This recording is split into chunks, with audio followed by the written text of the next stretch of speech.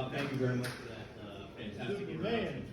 How we doing, Blue Devils? Yeah! I've been waiting 20 years to say that again. God bless you all. I'll try to be brief tonight, but welcome. What a fantastic turnout for this event. Welcome to the Blue Devil family. I know that many of you came a long way to be here. I know that many more wanted to be here, but couldn't based on personal and professional commitments. In both cases, though, the response to this event has been heartening and has validated what all of us have known for 20 years.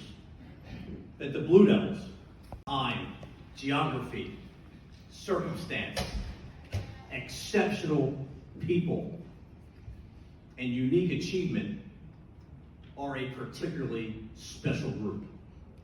Many of us have gone to war before and again after 2005. Many of us have other experiences, have worked with other units and other great warriors. I have great respect for all that service. But it was the Blue Devils that brought you here tonight. And if you don't understand why, then I'm sure you will after this evening is over. But first, I want to thank, where's he at? Doc Jennings. There you go, right in front of my name.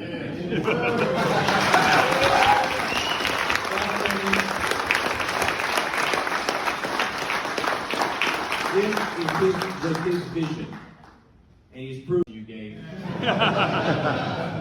Ooh, that was hard. Thank you very much for helping organize this event. Your significant managerial and leadership effort made this all possible. And again, I want to personally thank you for your service to the Blue Devils, not to me, but to the Blue Devils. It continues to this day. Thank you very much.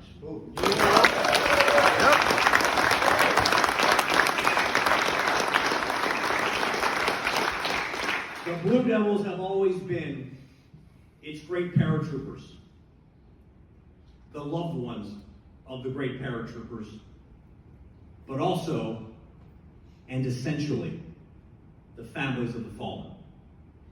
Tonight, we have with us here, and I want to recognize Bruce Pfeiffer, father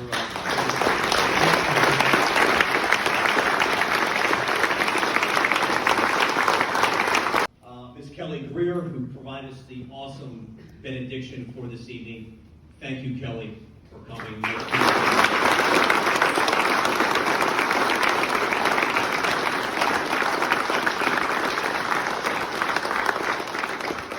Up front here, we have Larry Large, father of Sergeant Brian Large.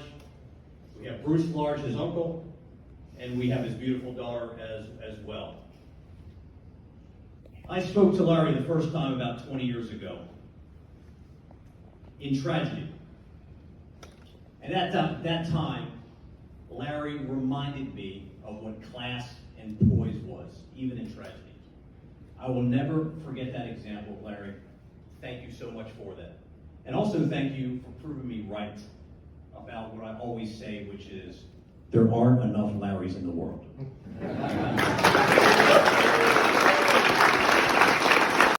Our guests here tonight, you are revered members of our family. Based on your sacrifice to us and to the nation, your Blue Devil blood runs thick. Thank you.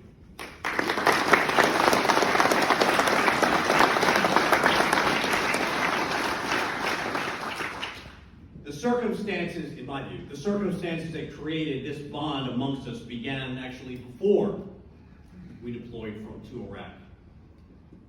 Late 2004 and early 2005, we trained very, very hard at Fort Bragg to deploy with the brigade to Afghanistan.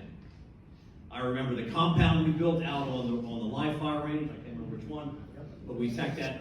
I counted. We did 45 live fire iterations on that compound. Endless amount of hours at the CQB range, in the shoot house, the rain, the exhaustion, the PBS. If anyone has that with them tonight, by the way, you can, ammunition in the arms room, DUIs, and various other distractions we dealt with. We trained very hard for Afghanistan, but nonetheless, we were off-ramped from Afghanistan. The leadership there thought that the mission was making progress, and to demonstrate that progress, we were reduced. That decision was made, by the way, when there was 30,000 troops in Afghanistan. Just a few years later, that number was 100,000. Maybe we were needed after all. But we were sent to West Point instead. After all our hard work, that was a gut punch. It turned into an incredible struggle. On April 1st.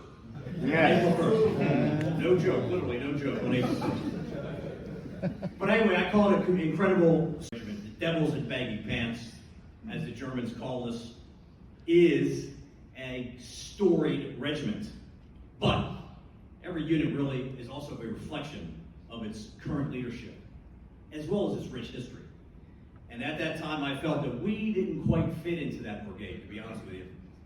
And while we would have done fantastically had we gone to Afghanistan, just like 1508 did just a few years later, I think we would have chafed under the directive and risk-adverse and upwardly focused leadership style of that particular chain of command while we were deployed, just as we chafed under it at Fort Bragg. Oliver knows what I'm talking about.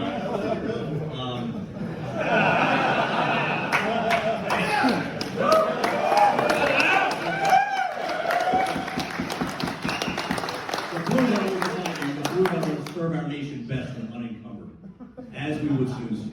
Strike home! Strike home. The silver lining was that the decision not to really formalize our outsider status, and in some ways, in my view, contributed to our ability to weather tragedy and feed the success that was to come. We were on our own. We would need to depend on each other. We would need to take care of each other. The other positive was that to the West Point cadets, the Blue Devils represented the very best possible example of a warrior. I am certain that more than one lieutenant showed up at their unit quite disappointed to find their soldiers were not Blue Devils. West Point or not, we knew our time would come, and it did. In the summer of 2005, the leadership in Iraq requested additional troops for an upcoming election. That mission was tasked to the 82nd Airborne Division. So naturally, the division looked to us, the battalion that was doing land navigation and training bayonet courses in northern New York.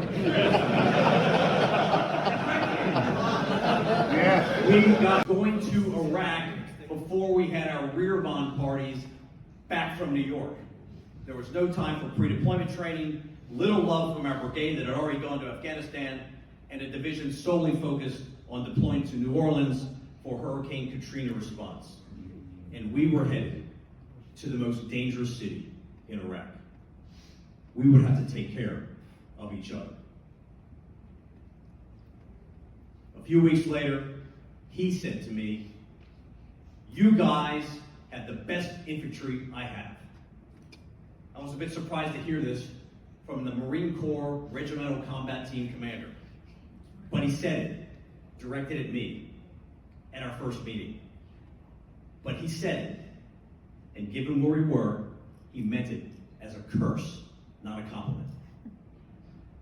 In our little corner of the war, his best trained infantry was going to get the toughest assignment. Haklania had been lost to an insurgent offensive. A six-man sniper team was ambushed and killed. Bodies desecrated by the insurgents. One day later, in the follow-on operation, 14 more Marines were killed, causing 325 Marines to withdraw back to their base at Haditha. The Blue Devils were tasked with taking back a town that had been the area of operations of the highest casualty-inflicted unit in Iraq. In the 2 months that the insurgents controlled the city, they had not been idle. The town was surrounded by a defensive IED belt. The main road to the town had 11 deep-buried IEDs in 1 kilometer.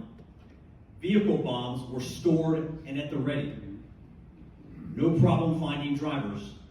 The area was a trafficking route for suicide bombers looking for a way to paradise. We could not expect to achieve surprise either. The Iraqi government had publicly boasted that an offensive was coming. That we had tribesmen who had actually lived in the town warned us death awaited us in Haqqaniya. The Marines had a plan called Operation Rivergate to retake Haqqaniya along with 2 other towns along the Euphrates. They had an operational method that they expected us to follow. In the morning, drive up to the edge of town. Get online, start clearing it from one side to the other. When it got dark, go to ground, start again in the morning. We saw this as a bit too predictable, allowing insurgents to fight, escape, and fight another day. We knew this was not taking advantages of the Blue Devils' ability to operate at night or the tremendous quality of junior leaders who were leading well-trained and aggressive paratroopers. The paratrooper squad was our unit of action. The RCT commander was unwilling in the end to tell a paratrooper how to fight. He said to me, just do what you want.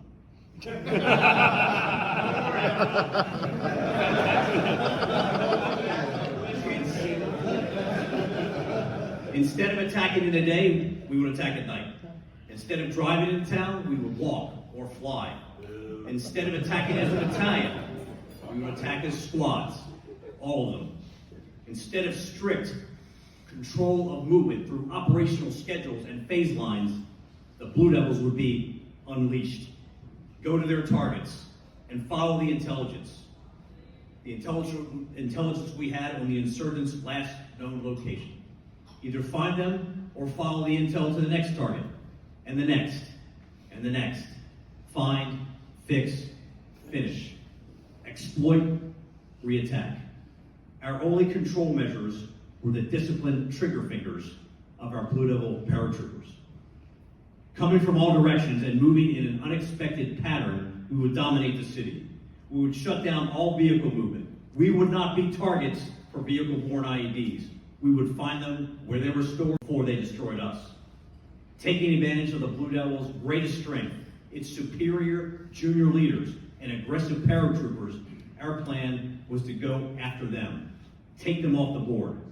It was mission command, fighting based on intent before it had a name.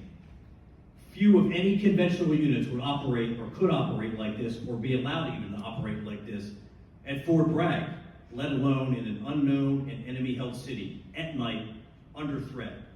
But my gut told me the Blue Devils could. On the night of 3 and 4 October 2005, we put that assumption to the test. With Delta Company providing the cordon to prevent the enemy escape and seizing an oil refinery to the south, Alpha and Bravo Company infiltrated into the town by foot. C Company flew into an LZ to the north under fire. Close combat erupted in all directions as the enemy detected us only when we were already inside his defensive belt. IED triggermen focused on trigger lines were caught looking the wrong way when they turned to see glowing green eyes and then little else.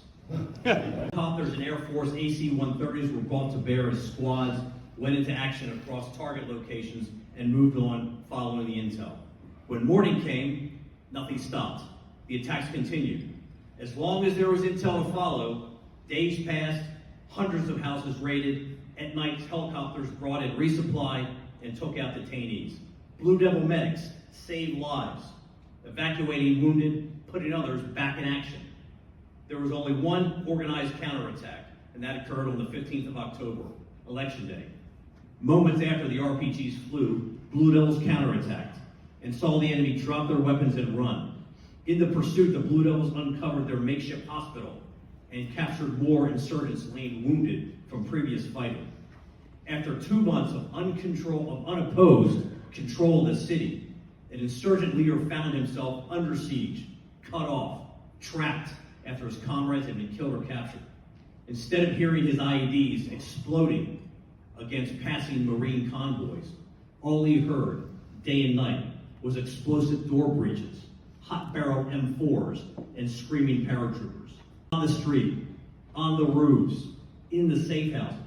Every attempt to fight back was met with an immediate and aggressive response. Counterattacks occurred instantaneously, as if the Blue Devils were fighting without orders. But they had orders, only given once: move to the sound of the guns and eliminate the threat. It was then we heard them cry for help. It came from an intercepted phone call. Quote, "These are not Marines. These guys are special. These are crack troops. They are merciless. You can't even get close to them. They are everywhere. They have us by the balls. Can you get us out of here?" Unquote. Hell yeah.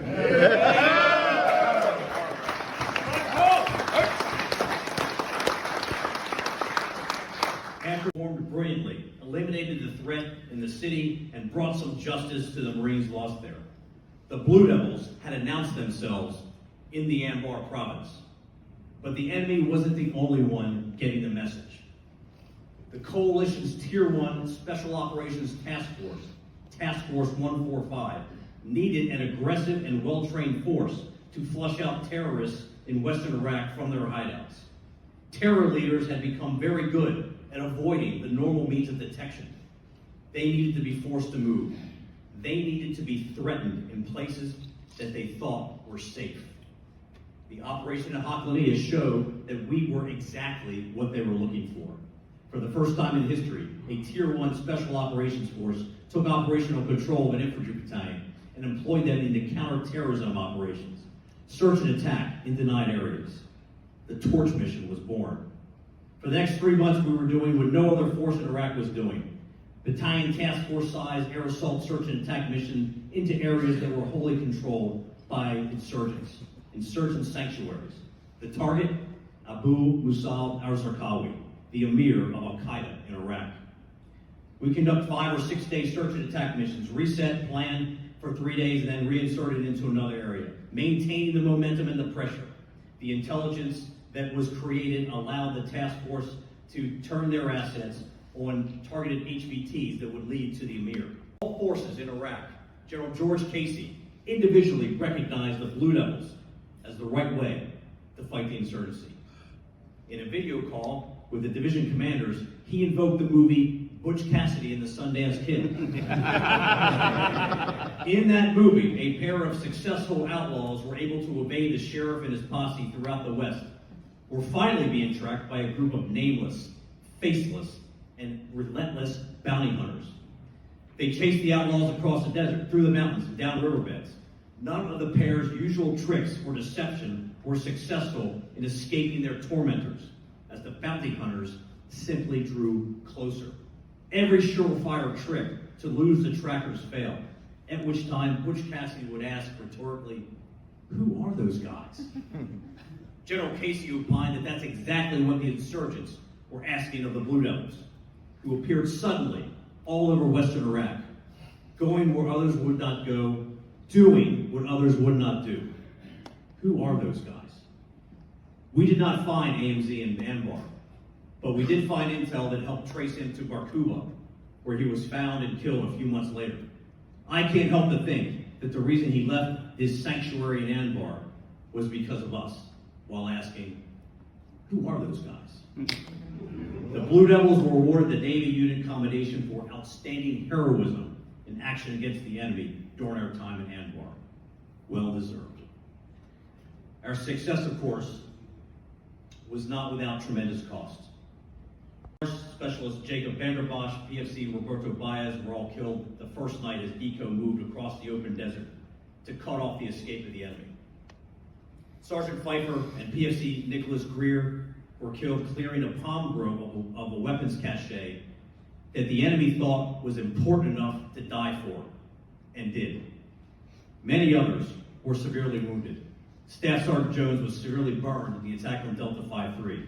Our mortar platoon leader, Brian Jansen, was permanently injured by an IED as he moved his mortar platoon by ground to be in position to support the air assault.